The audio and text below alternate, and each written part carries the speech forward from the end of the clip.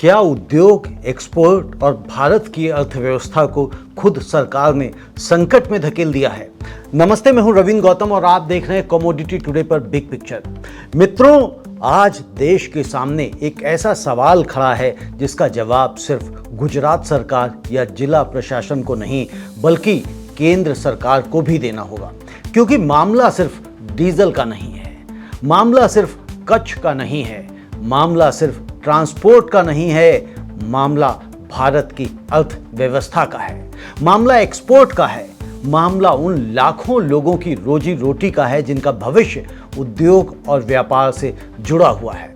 और सबसे बड़ा सवाल, क्या ऐसे समय में जब खुद प्रधानमंत्री नरेंद्र मोदी देशवासियों से आत्मनिर्भर Bharat, make in India, local for global और एक्सपोर्ट बढ़ाने की अपील कर रहे हैं, उसी समय जमीन पर उद्योगों का गला घोंटा जा रहा है। कच्छ देश का वो इलाका जहां से भारत का बड़ा समुद्री व्यापार संचालित होता है, जहां पोर्ट्स दिन रात चलते हैं, जहां हजारों ट्रक हर दिन माल लेकर निकलते हैं, जहां नमक, कोयला, chemical, steel, cement, agri products और एक्सपोर्ट कार्गो देश की अर्थव्यवस्था को गति देते हैं। आज वही कच्छ डीजल के लिए संघर्ष कर रहा है। हालात इतने खराब हो चुके हैं कि उद्योगपतियों और ट्रांसपोर्टर्स को मजबूरी में इंडस्ट्रियल रेट पर 137 से 146 रुपए प्रति लीटर तक डीजल खरीदना पड़ रहा है। बाद में कुछ कंपनियों ने इसे घटाकर 127 रुपए किया। लेकिन सवाल यह है कि क्या भारत का उद्योग अब इमरजेंसी मोड में चलेगा? क्या देश की अर्थव्यवस्था अब बाजार और प्रशासनिक अव्यवस्था की बंधक बन चुकी है? कच्छ के पेट्रोल पंपों पर लंबी कतारें हैं, कई पंप सूख चुके हैं, कई जगह नो स्टॉक के बोर्ड लगे हैं और सबसे चौंकाने वाली बात, कलेक्टर ऑफिस ने 150 से ज्यादा कंज्यूमर पंप्स को नोटिस जारी कर दिया है कि उन्हें रिटेल पंप्स से डीजल नहीं मिलेगा। यानी जिन ट्रांसपोर्टर्स और उद्योगों ने अपने खर्चे पर कंज्यूमर पंप बनाए ताकि सप्लाई चेन लगातार चलती रहे, आज उन्हीं की सप्लाई रोक दी गई।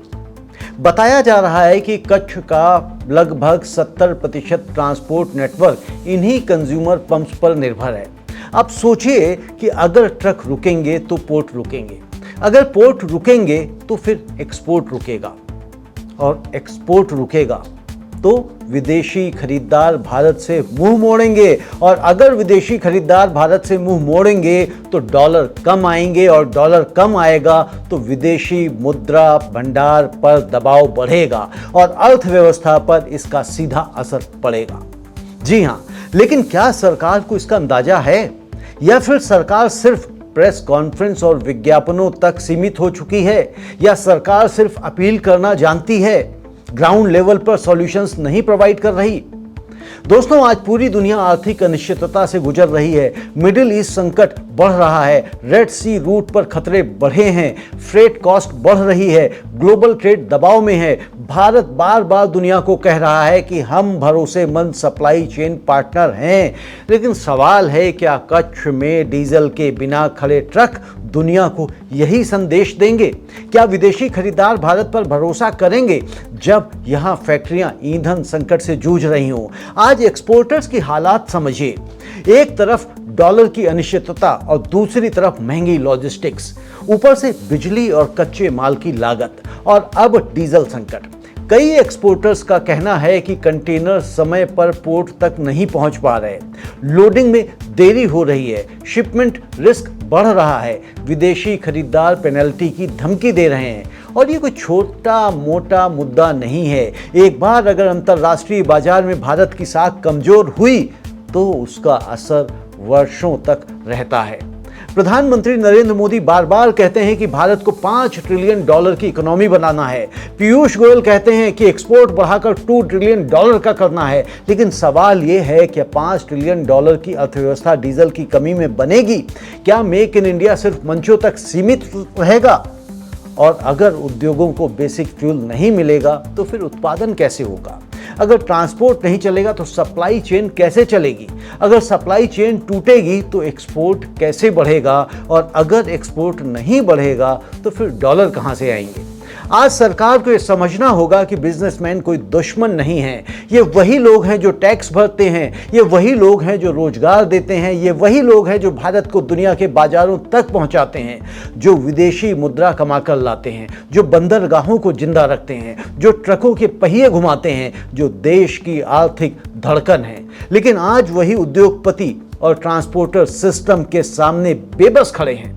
आज जीसीसीआई यानी कि Gujarat chamber of commerce and industry का प्रतिनिधिमंडल कलेक्टर से मिला।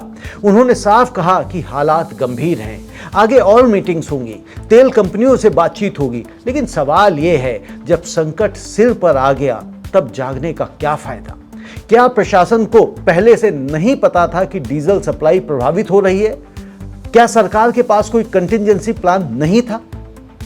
क्या तेल कंपनियां और प्रशासन आपस में समन्वय नहीं कर सके, या फिर सिस्टम पूरी तरह फेल हो चुका है? आज बिजनेसमैन पूछ रहे हैं, जब चुनाव आते हैं तब उद्योगपति देश निर्माता बन जाते हैं, लेकिन संकट आते ही उन्हें कतार में क्यों खड़ा कर दिया जाता है? क्या यही ईज ऑफ डूइंग बिजनेस है? क्या यही न्यू इंडिया है? आज हालात ये हैं कि कई ट्रांसपोर्ट कंपनियों ने अपने ट्रकों की संख्या घटा दी है, कुछ फैक्ट्रियों ने उत्पादन धीमा कर दिया है, कुछ एक्सपोर्टर्स नए ऑर्डर लेने से डर रहे हैं क्योंकि उन्हें भरोसा नहीं कि कल डीजल मिलेगा या नहीं। और ये डर सबसे खतरनाक होता है। अनसर्टेनिटी बिजनेस को मार देती है। जब उद्योगपति निवेश से डरने लगे, जब एक्सपोर्टर ऑर्डर लेने से कतराने लगे, जब ट्रांसपोर्टर ट्रक चलाने से डरने लगे, तो समझ लीजिए कि अर्थव्यवस्था के इंजन में गंभीर खराबी आ चुकी है। सरकार को समझना होगा, आर्थिक राष्ट्रवाद सिर्फ भाषणों से नहीं चलता। उसके लिए मजबूत सप्लाई चेन चाहिए, मजबूत लॉजिस्टिक्स चाहिए, विश्वसनीय ईंधन आपूर्ति चाहिए। भारत अगर दुनिया की फैक्ट्री बनना चाहता है तो पहले उसे अपने उद्योगों को जिंदा रखना होगा। आज चीन, वियतनाम, बांग्लादेश और कई दूसरे देश भारत से एक्सपोर्ट मार्केट छीनने की कोशिश कर रहे हैं। ऐसे समय में अगर भारत के पोर्ट और उद्योग ईंधन संकट में फंसेंगे तो इसका सीधा फायदा हमारे कॉम्पिटिटर्स को मिलेगा और नुकसान भारत को होगा। सरकार को यह भी समझना होगा कि कच्छ सिर्फ एक जिला नहीं है, यह भारत की आर्थिक नसों में दौड़ने वाला रक्त है। अगर यहां सप्लाई चेन टूटती है तो उसका असर देश भर में महसूस होगा। आज जरूरत है बड़े फैसलों की। पहला, कच्छ और आसपास के औद्योगिक क्षेत्रों में तुरंत आपातकालीन डीजल सप्लाई बढ़ाई जाए। दूसरा, 150 से ज्यादा कंज्यूमर पंप्स पर लगाए गए प्रतिबंध तत्काल हटाए जाएं। और तीसरा, पोर्ट, एक्सपोर्ट, ट्रांसपोर्ट और उद्योग क्षेत्र को राष्ट्रीय आर्थिक प्राथमिकता घोषित कर विशेष ईंधन कोटा दिया जाए। चौथा, तेल कंपनियों और प्रशासन की जवाबदेही तय हो।